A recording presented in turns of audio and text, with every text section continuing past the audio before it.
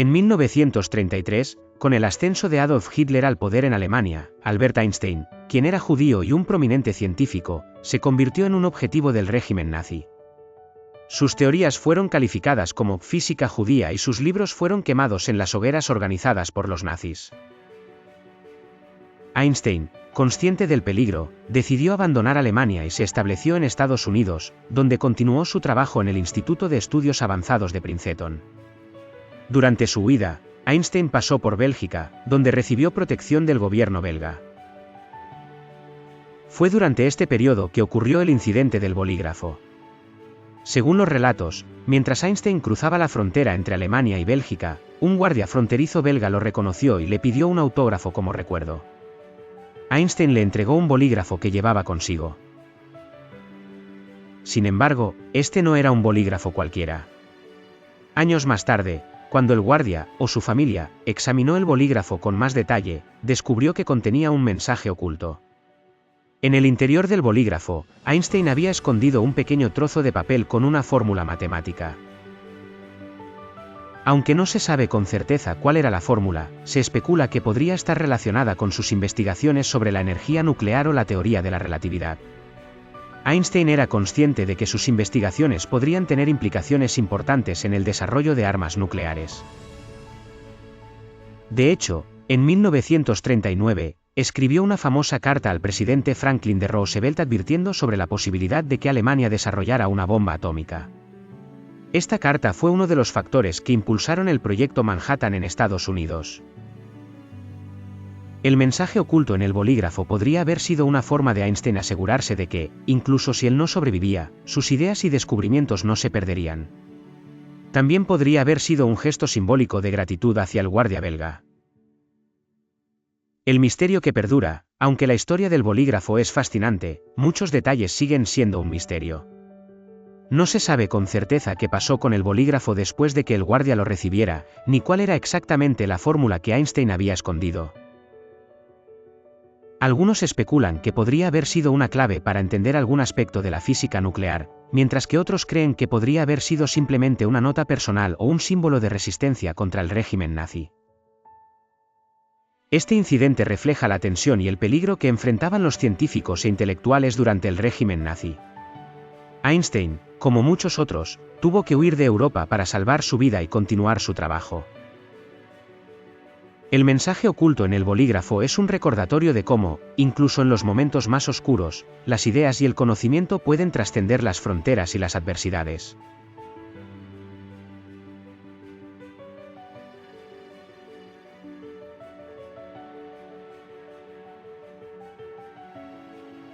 El proyecto Manhattan fue uno de los proyectos más secretos y ambiciosos de la historia, llevado a cabo por los Estados Unidos durante la Segunda Guerra Mundial con el objetivo de desarrollar la primera bomba atómica. Inicios y motivación. En 1938, los científicos alemanes Otto Hahn y Fritz Strassmann descubrieron la fisión nuclear del uranio, lo que llevó a la preocupación de que Alemania pudiera desarrollar una bomba atómica. Carta de Einstein-Szilard. En 1939, los físicos Leo Szilard y Albert Einstein escribieron una carta al presidente Franklin D. Roosevelt advirtiéndole sobre el potencial de una bomba atómica. Formación del proyecto Manhattan. En 1942, el gobierno estadounidense inició oficialmente el proyecto Manhattan bajo la dirección del general Leslie Groves, involucrando a más de 130.000 personas. Laboratorios y sitios clave. Los Álamos, Nuevo México, fue el principal sitio de investigación y desarrollo, dirigido por el físico J. Robert Oppenheimer, donde se diseñaron y ensamblaron las primeras bombas atómicas. Oakville, Tennessee, se centró en la producción de uranio enriquecido, un componente esencial para las bombas atómicas, mientras que Hanford, Washington, produjo plutonio, otro material crucial. Desafíos técnicos. Los científicos desarrollaron métodos para enriquecer uranio, aumentando la concentración del isótopo U-235, y produjeron plutonio en reactores nucleares, separándolo químicamente del uranio irradiado.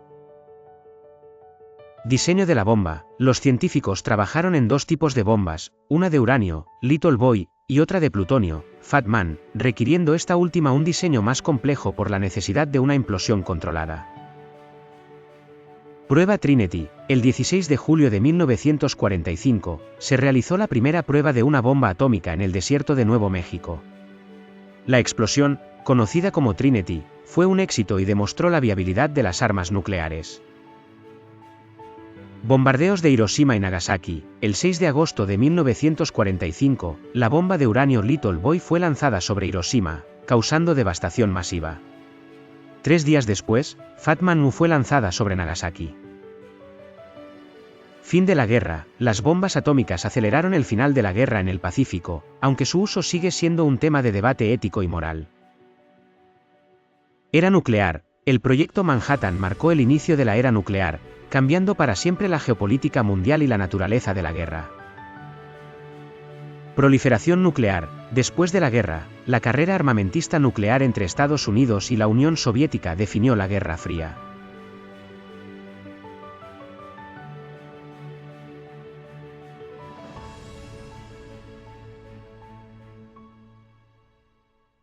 Los caballos de Lipizzanner son una raza famosa por su elegancia y habilidades en la equitación clásica.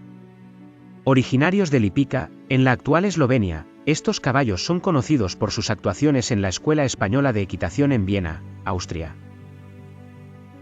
Durante la Segunda Guerra Mundial, la región estaba bajo control alemán, y los caballos corrían el riesgo de ser capturados o destruidos en medio del conflicto.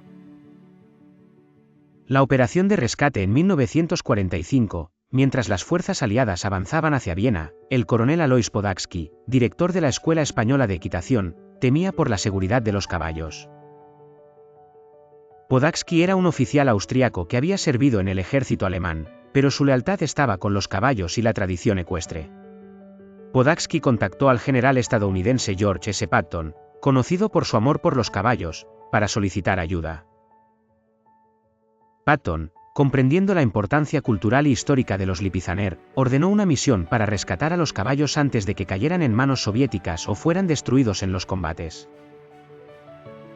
La misión de rescate fue llevada a cabo por el 2º Escuadrón de Reconocimiento del 42º Escuadrón de Caballería del Ejército de los Estados Unidos.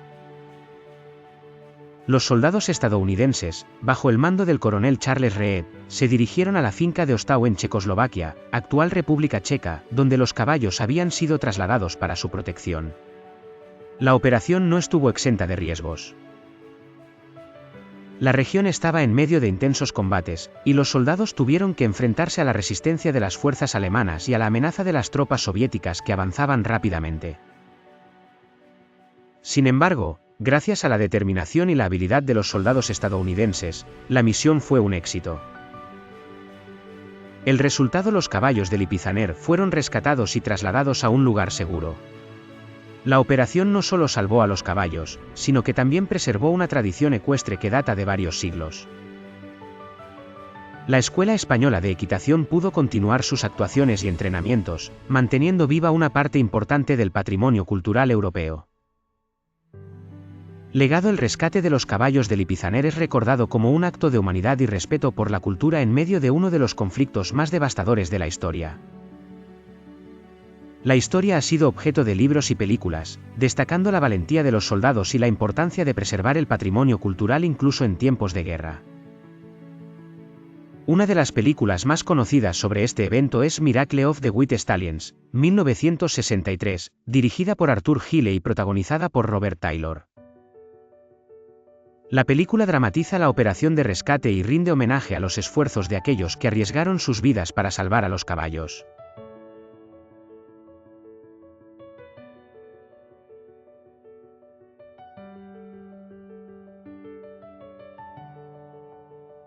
La Operación Chariot, también conocida como el Raid de Saint-Nazaire, fue una de las operaciones más audaces y arriesgadas llevadas a cabo por los comandos británicos durante la Segunda Guerra Mundial. La misión tuvo lugar en la noche del 28 de marzo de 1942 y su objetivo principal era destruir las instalaciones portuarias en Saint-Nazaire, Francia, que estaban bajo control alemán.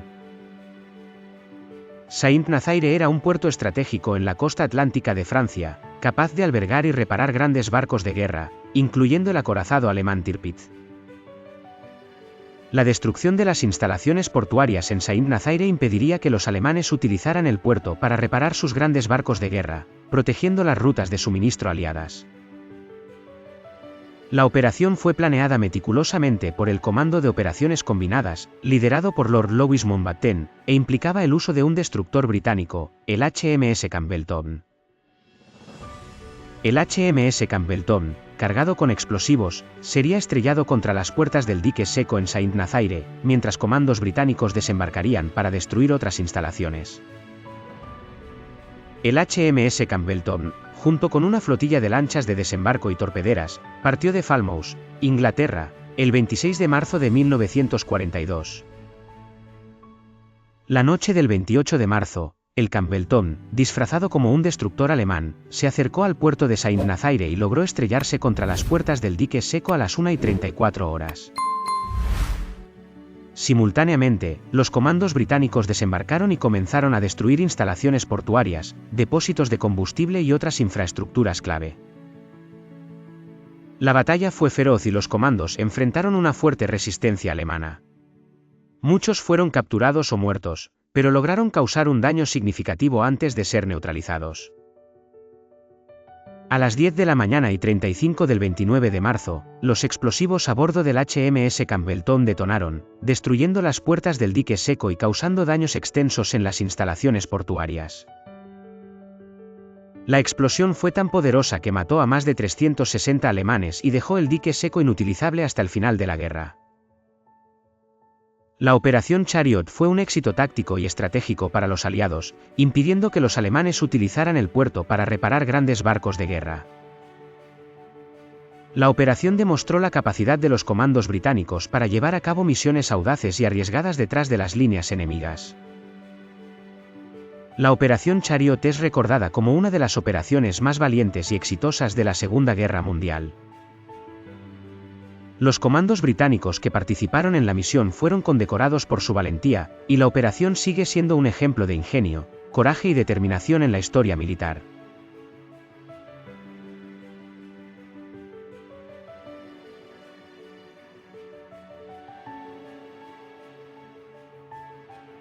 Durante la Segunda Guerra Mundial, los aliados llevaron a cabo intensos bombardeos sobre ciudades alemanas para debilitar la moral y la infraestructura del régimen nazi. Berlín, como capital del Tercer Reich, fue uno de los objetivos principales. El Reichstag, el edificio del Parlamento alemán, era un símbolo de gran importancia política e histórica, por lo que no era raro que fuera blanco de estos ataques. En un bombardeo, una bomba impactó directamente en el Reichstag, pero no explotó. Cuando los ingenieros alemanes llegaron para desactivar la bomba, descubrieron que había sido saboteada deliberadamente por los trabajadores forzados que la fabricaron. Estos trabajadores arriesgaron sus vidas para evitar que la bomba cumpliera su propósito. Este acto de sabotaje no fue un caso aislado. En muchas fábricas de armamento en la Europa ocupada por los nazis, los trabajadores forzados realizaron actos de resistencia, como ralentizar la producción o sabotear directamente las armas. El sabotaje era extremadamente peligroso, ya que los nazis castigaban con severidad cualquier acto de sabotaje. Si los trabajadores eran descubiertos, enfrentaban tortura, ejecución o ser enviados a campos de concentración. A pesar de los riesgos, muchos decidieron actuar, demostrando un gran valor y compromiso con la lucha contra el régimen nazi. El hecho de que la bomba cayera sobre el Reichstag añade un elemento simbólico a la historia. El Reichstag no solo era un edificio gubernamental, sino también un símbolo del poder nazi y de la historia alemana. Que una bomba saboteada impactara en este lugar es un recordatorio de la resistencia contra la opresión. Esta historia es un testimonio del coraje de aquellos que, en condiciones extremas, encontraron formas de resistir y luchar contra el régimen nazi. Aunque no se conoce el nombre de los trabajadores, su acción es un ejemplo de resistencia. Hoy en día, el Reichstag es un símbolo de la democracia alemana y alberga el Bundestag, el Parlamento Federal de Alemania. El edificio fue reconstruido después de la guerra y su cúpula de cristal es un recordatorio de la transparencia y la resiliencia del pueblo alemán.